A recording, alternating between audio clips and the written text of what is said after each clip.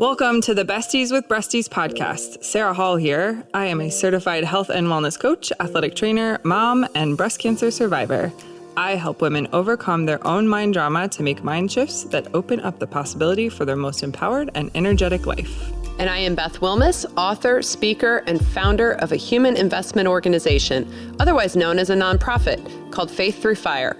Our mission is to reduce the fear and anxiety that breast cancer patients feel and replace it with hope and a path toward thriving. This podcast is about our experiences with breast cancer and life after as young survivors and moms.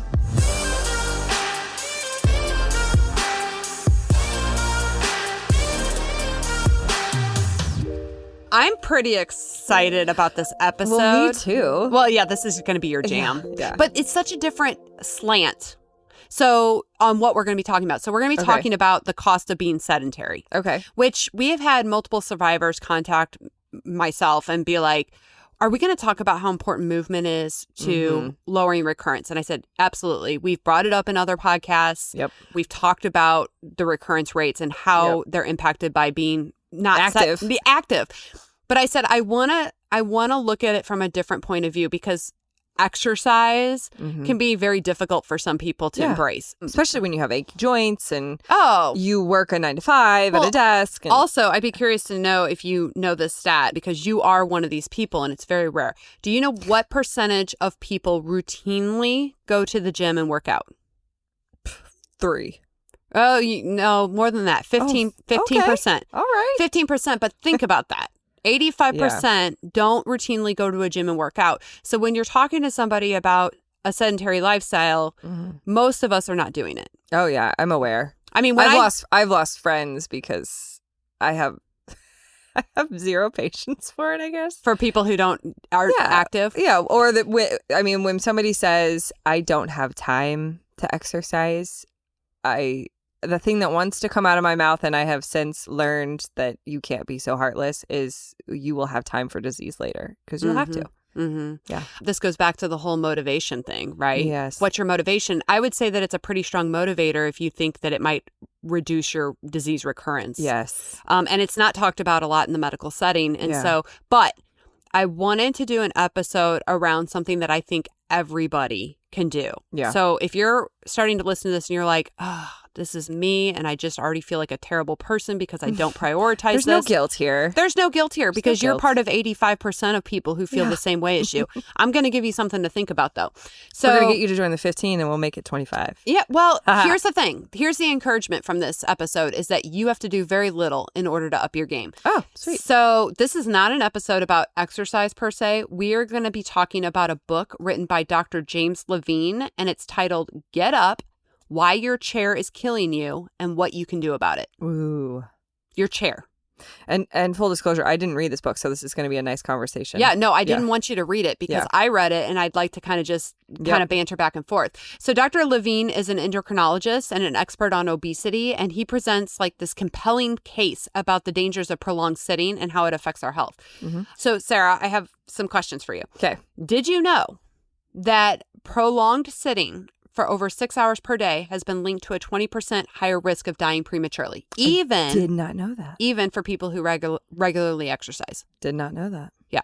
6 hours. I mean, that's everybody. That's pretty easy to get because if you're up 12, that's half of it. Well, and so even for me, if I'm not in a meeting with somebody, if I'm not going to meet with somebody, I'm sitting in front of my computer. Or even when you're meeting, you're sitting. Well, yeah. So think about this. I'm in front of my computer. If I'm not in front of my computer, I'm in my car sitting. When I'm not in my car sitting, I'm sitting in front of somebody. I am spending the majority of my waking hours, half of my waking hours, sitting behind my computer or, so 20% higher risk of dying.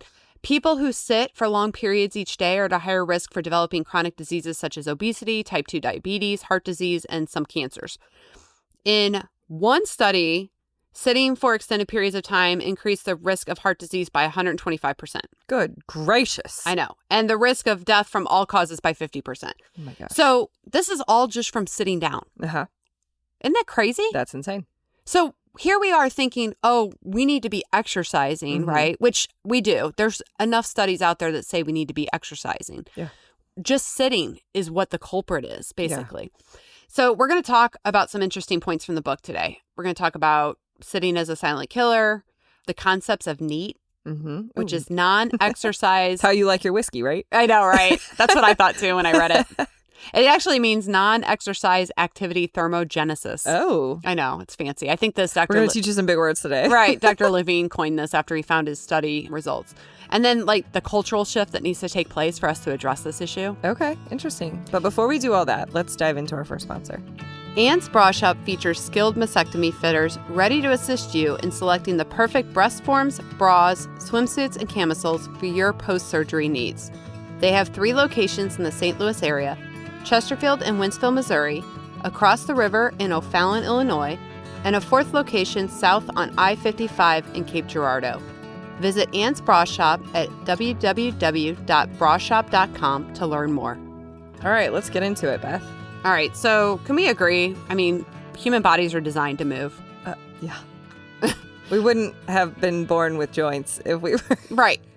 Well, to move. And sedentary lifestyles is like kind of a new phenomenon. I would think so, yeah. Buildings and desks and computers but there is so much tech I think that you can involve now to actually get you moving while you're working. And we'll touch on some of those things that you can do, but basically like most people today are tied to their office chairs, you know, for work 8 to 10 hours a day. Yeah. Now, here's a question. When you're out and about, are you always looking for a place to sit down or are you more prone to stand? I do enjoy standing. See, I don't. And this book opened my eyes to the fact that when I'm in a situation, whether it be a social situation or my son's track meets, I'm always looking for a place to sit. Yeah. And get comfortable. And this really hit home with me. I thought, you're meant to stand. When you stand, you're burning way more calories than you are when you're sitting. Like, it was a real eye-opener for me that I'm constantly surveying the landscape for a place to sit. And if it's uncomfortable for you to stand for any kind of prolonged period, that's kind of a warning sign too, I'd imagine. Yeah. So, you know, we're designed to move. It impacts your productivity and mood. So your mental well-being is negatively impacted when you're sitting around all the time. Yeah. Does that surprise you? No, it doesn't. I mean, I know that on the occasion when I binge watch Netflix or something, I don't get up feeling better about myself. I mean, that's like been the whole thing I argue about scrolling social media. Yeah. There's something about it. And it actually, I think it's more like the opposite, that when you move throughout the day, you have more focus and creativity and you're happier. Yeah, my best ideas I feel like come to me when I'm out for a walk or run, or, you know, I do always take my phone because in those moments I got to jot it down. Yeah. That's so true. When I'm walking or in the shower, those are my two. Yeah. Brain, yeah, those are that was going to be number 2. That was the 2 moments where like my brain really gets creative. I'm glad for foggy glass because sometimes I'm doing math in there. Are you writing notes on the shower glass? It's kind of crazy. I mean, it's just nuts how much time we spend sitting down, and it affects your mental health as well. I mean, how much time would you say you spend on a computer or in a car in a day? I think it greatly depends on the day or the week, but I do know that when I'm being mindful, I will think to myself, you have spent a lot of time on a computer today. You need to go for a walk. And I do my very best to get in. Obviously, I miss days. I'm a human, but... Have you seen all those? It's a lot of reels and things like that where they just talk about how important it is to just do a small walk right after you eat. Yes. Yeah. Even the parenting podcast I was listening to this morning, they talked about just making it a habit to go for a 10, 15-minute walk after dinner with your kids because, and I experienced this last week, that conversations that happen during that time. And I mean, obviously it's good for your physical body too and digestion, but yeah, I think what they say is that when you walk right after eating, even if it's a short walk, you're burning that fuel versus, I don't know, it keeps it from depositing as fat. Yeah. Because you're burning through that food that you just ate. It helps reduce your blood sugar impact. Okay. Yeah. Is that what it is? I think so. All right. Well, before we kind of talk about how we got to this point where we knew our chair was killing us, we're going to kind of dive into his experiment and how he figured this out. But before we do that, let's do Boobs in the News. Cool. Boobs in the News is a fun segment where we read funny tweets by real people or ridiculous news stories. Boobs in the News, Boobs in the News, Boobs in the News. All right, this one's recent. A robot gets a face of living skin that allows it to smile. Do you want to see this picture? It is so disturbing. I don't know. Look. Ew. That's kind of funny. How disgusting does that look? It's smiling. Yeah. But how? It's got to have muscles in it. Or the robot has... I think they're moving it with the metal and it's like making the skin flex into a I was expecting it to look like a face, but it actually looks like a pancake. Like a pink, fleshy, slimy slime I could talk face. myself out of thinking that was real flesh. If humanoid robots make you a bit queasy, would it help if they had fleshy faces that can smile at you? Nope, the answer sure is wouldn't. no. No, sure wouldn't. Nope. The uncanny feat is the result of new technology using engineered living skin tissue and human-like ligaments to give robots a more natural smile. Why? This is Tokyo University researchers who unveiled this work. Yeah, no. We don't need this. Oh my gosh. In this study, somebody funded this. Yeah. Let's just take a moment and say that the boob is the person that funded this study. Yep. We got people out there with real problems.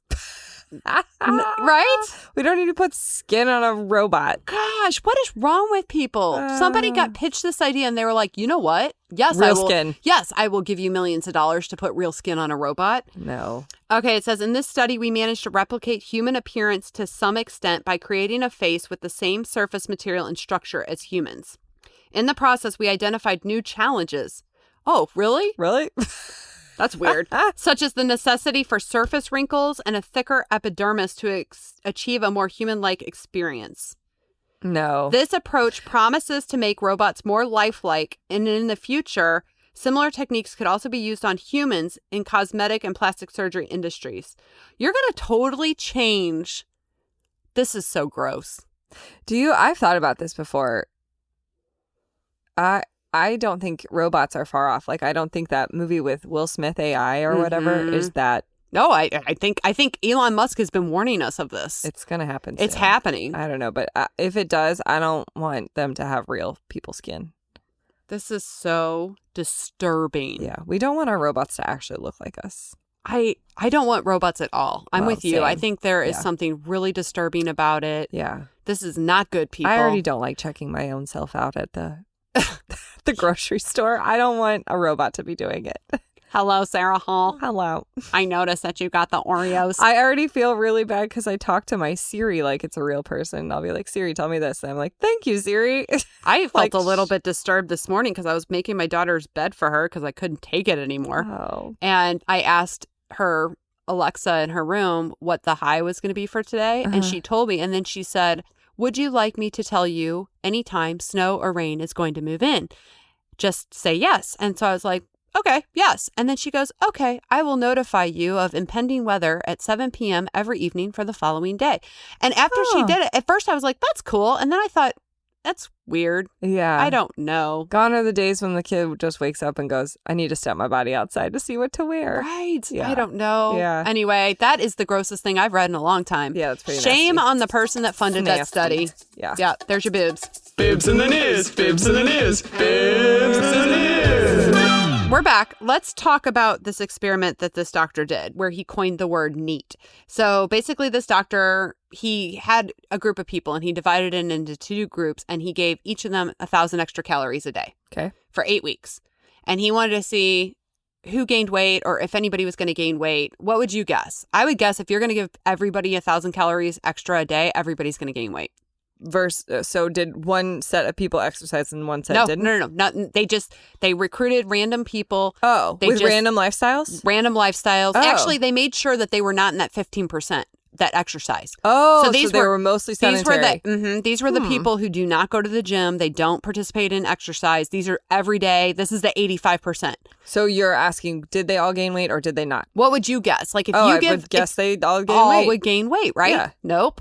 So only half gained weight. They tracked their movement throughout the entire day. Do you know how they did it? Huh. This is funny. They made underwear with sensors in it. That's weird. So they made, because it would literally detect every time they did anything. Oh. And so they all wore this underwear with sensors in it that basically tracked their every movement. They gave everybody 1,000 extra calories every single day. They tracked all the participants.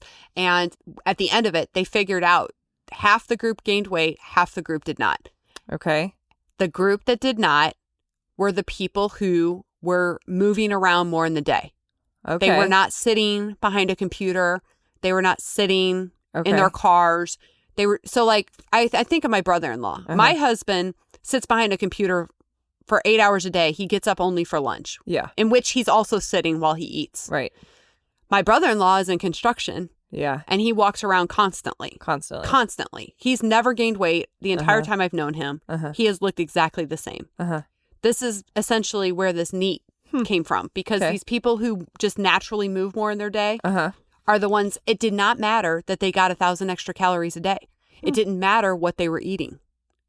Because their just metabolism was just different. Their metabolism, they're constantly moving. And and this guy goes on to say that just the smallest things like twitching, like twitching, I have heard like just leg bouncing, it makes a difference. Yeah, like the littlest things, or taking the stairs at work, or parking farther away, which we've heard these things before. Yeah. But now we have scientific evidence that shows we should do it. It makes a huge difference. Well, and is this not why Apple put the whole you need to stand up every hour? So this doctor and his team went to Apple and pitched them this data, and guess what happened? Now we have all these sensors in our our watches that, like, so I have a Fitbit. I think you have an Apple Watch, right? I now have a Fitbit. Okay, yeah. So my Fitbit tells me every hour I get a little buzz that says you need to move. That comes from this. Interesting. Isn't that interesting? Way to go, Levine. Yeah. So this NEAT means, let me say it again. What does it mean? I can't figure out where it's, NEAT. Non-exercise activity thermogenesis. Non-exercise activity thermogenesis. It's just everyday movements. Or you could just be like, I'm getting in my NEAT movements. Yeah. They basically said that NEAT can be an effective way to combat obesity and related health issues. How many women do we have that are complaining about weight gain after breast cancer? So many. Right? Yeah. Or just menopausal women. Yep. All of a sudden we start gaining all this weight. Wouldn't it be interesting if we were able to survey them about how much of their day they're spent sitting? That would be interesting. Yeah. Huh. What are the implications here for weight gain, both in menopause or post-breast cancer? Yeah. So it says, even though they weren't doing formal exercise, they were moving more throughout the day. They burned off a significant portion of the extra calories through activities such as standing, walking, and fidgeting. Huh. So it says the difference in weight gain among participants was almost entirely explained by differences in these activities. They were basically burning anywhere from like 350 calories up to 600 extra calories a day. Wow. So they were getting protected from this extra weight gain despite consuming all the extra calories. Wow. 600 calories a day from fidgeting? From fidgeting, from standing. So this got me thinking about, he was the one that kind of got that whole treadmill desk thing started. Yes. Right? Yeah. And I've thought about getting one of those. Yeah. Because I sit all day long and I thought, wow, could I work standing up on a treadmill? Yeah, you totally can. I think it would be a huge adjustment. They did a bunch of experiments in office buildings when he kind of came across all this data, and they took people's chairs away in the corporate setting. People got mad. Yeah. They got mad. Well, but just think, we already said that our best ideas and we were more creative came to us while we were walking. So the walking desk, I would think, would make you almost a little bit more productive because, you're typing an email and you're like, what do I say? And you're walking and you're thinking. I think it would make you more productive. I mean, offices who are really forward thinking, and I think this is where the Apples come in and all that, they're going to embrace this and say, ooh, not only are we going to make people healthier, less fat, but we're also going to get insurance costs. Right. And get more productivity out of them. Yeah. Yeah. But it's a cultural shift, which we're going to get to. It's like take away people's chairs and people get real cranky. So basically, this doctor points out that one of the primary causes of obesity in the modern world is decreases in NEAT. And so obese individuals sit 2.5 hours more per day than lean individuals. Okay. Which makes perfect sense. Yeah. And so this goes back to my point about always searching out a chair. He says that as we get older, we're constantly seeking comfort. Yeah. So, we want to have our air conditioning on. We don't want to be too cold or too hot. We want to just constantly be seeking this perfect comfort. And I thought, that's so true. Yeah. We're never allowing, really pushing challenging our bodies. And challenge. Yeah. Yeah. We're not challenging our bodies to not be comfortable or to adapt to uncomfortable situations. Yeah. But if you think about, sweating is a detox pathway. So good for your body. Or just walking or exercising, for some that's uncomfortable. That is a exercise pathway. There's so much about pushing into a little bit of uncomfort sometimes that. I know. I think I said it this morning. My son couldn't find his sweatshirt before school and it was really chilly out. and I hate being cold. I hate being cold. Same. And so when I had to send him out the door without his sweatshirt and he was like, I'm going to be cold all day, I felt so guttural sad for him because I hate that feeling. He's only going to be cold for a couple hours in the morning. It's supposed to be 80 this afternoon. Is He's it? going to be fine. Okay, good. But I mean, it really did. It reminded me of this episode because I'm thinking, gosh, I hate the idea of being uncomfortable. Yeah. My worst thing is when I go to a movie or I'm sitting in a meeting and it's ice cold. You can't concentrate. And I can't think about anything other than getting more comfortable. Yeah. But this has really set me down this path of maybe I embrace the suck. Well, I think about so many practices now that I've sort of wanted to adopt or have adopted post-cancer, and sweating is so good. I used to think sweating was like the most evil thing ever because not only now I'm pitting out my clothes, but now I got to shower because my hair is looking greasy and my makeup is running down my face. But sweating is actually so good for your body. And so just getting in a sauna, uncomfortable, but so good for you. And then cold plunging. That's sort of like in the media and everything. And that's super uncomfortable. So yeah, interesting. Yeah, so let's talk about the implication for cancer patients. All right, let's talk about it. I've shared this data before. It's pretty out there that breast cancer patients in particular that engage in regular physical activity have somewhere between 24 and 60% lower risk of recurrence compared to those that are sedentary. That's amazing. And in colorectal cancer, which is, I think, starting to overtake breast cancer in terms of diagnoses, they get like 40 to 50% risk of recurrence and death. So we've said this before. We can't really ignore the fact that exercise does so many good things for your health. It's more effective than any pill you're going to take. Yeah. So we can't get away from that. But if you're listening to this and you're just like, I hate exercise, well, fidgeting, stand up. I wouldn't call that exercise. Don't call that living. Yeah. Don't look for the chair. Get yourself a treadmill disc, start taking the stairs everywhere you go, park far at the back of the parking lot. Do those little things because I mean, now we have data that's saying this is like huge. Yeah. So when you don't have movement, you have worse outcomes. You have weight gain, you have reduced immune function, you have increased inflammation, which all promote cancer recurrence. Yep. So we really can't afford to ignore this. We can't afford to ignore it. Yeah. Agree? And there are so many. Oh, yes, I 100% agree. I don't think that it should be ignored at all. But I'm also camp exercise all day. So, or just movement in general, just moving. It does so much for your mental health too.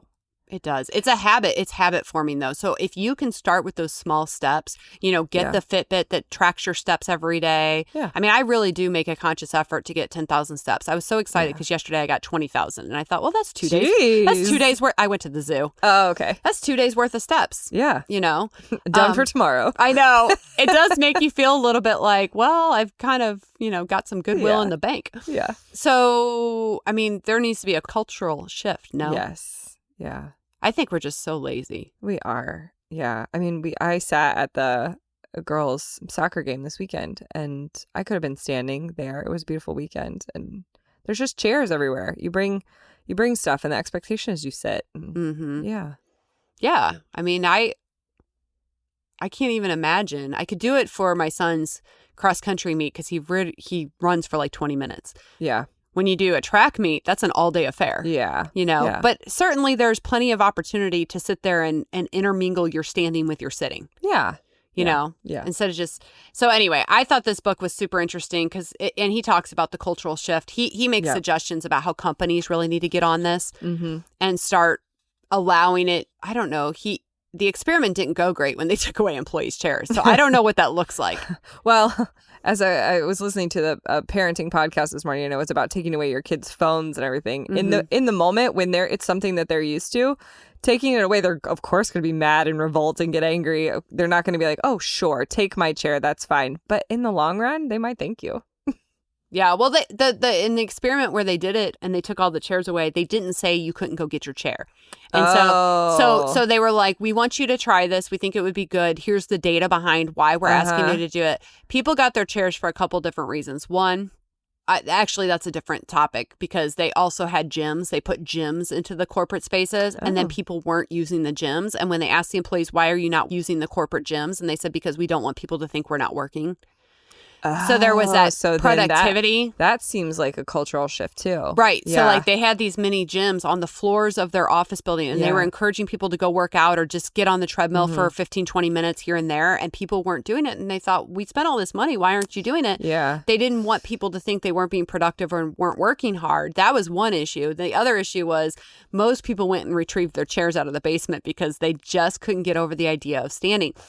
But they did have, a handful of people that incorporated the change into their lifestyle and started standing at their desk, which I think what I find so silly about all of that is that, I mean, maybe it's not silly, maybe it's just a cultural thing, is that your exercise should be so important to you that you are trying to get it in outside of your work time. What a treat that your company is allowing you to do that. But there's also the whole timing. And I think about this all the time. I like to work out in the morning or in the afternoon because then I can shower and be done for the day.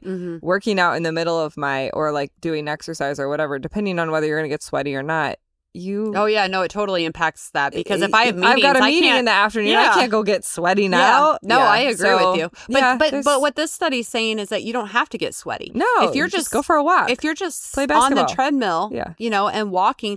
So he says small changes matter. He encourages small, sustainable changes: standing while talking on the phone, taking the stairs instead of the elevator, parking further away from the entrance. We've talked about all those. Consider a standing desk or walking meetings. I do that. I'll walk my neighborhood while I have meetings if I know I don't need the Zoom. Yeah. But basically, you have to do it. Yeah. Do it, people. Just do it. So do like Nike says. Right, exactly. Best slogan ever. Yeah. All right, before we close out, second sponsor. Thrivent is a proud sponsor of Faith Through Fire. Thrivent believes money is a tool and not a goal. The Gateway Financial Group with Thrivent is local to the St. Louis area and can work with you to create a financial strategy that reflects your priorities and helps you protect the things that matter to you, like family and giving back. Please call 314-783-4214 to schedule a free consultation with one of Thrivent's Gateway Financial Advisors. All right, we're back. Are you surprised by any of this, or does this kind of just fit into your mindset already? I think it fits into my mindset. I think for a long time, I have always thought it has to be a very sweaty, long workout. So I think the most surprising part was that mostly just fidgeting and standing can count into that activity. Yeah. Movement. I think that's highly encouraging for people That's super encouraging. For people like myself who don't love the gym. Yeah. And don't want to lift a bunch, I mean... Yeah. You can go down that rabbit hole all day long. Yeah. But I'm sitting there thinking... There are benefits to everything. But if you just want to start someplace, just get off your butt. Get off your butt. Get off your computer. Start standing more. Right now, I've made my dining room buffet my makeshift tall desk. Oh, smart. So that I stand there while I do it. And I try not to sit at the chair. Yeah. It's an adjustment. Get on Marketplace. You can always, Facebook Marketplace has got up and down desks all the time. Costco's got them. That reminds me. Okay, well, maybe I'll have you get on Marketplace and find me a desk. And then I also need I have an extra mini trampoline I need to post. All right, we'll just add it to my to-do list. Yeah, right. Yeah. Get on my Marketplace and find me some stuff. Oh, jeez. All right, guys, until next time. See ya. Thank you for being a listener of the Besties with Breasties podcast. If this podcast had a positive impact on your journey, leave us a review or consider becoming a supporter. You can donate with the link in the show notes or at faiththroughfire.org. This episode was hosted by Sarah Hall and Beth Wilmus, audio and production edits by Innovative Frequencies.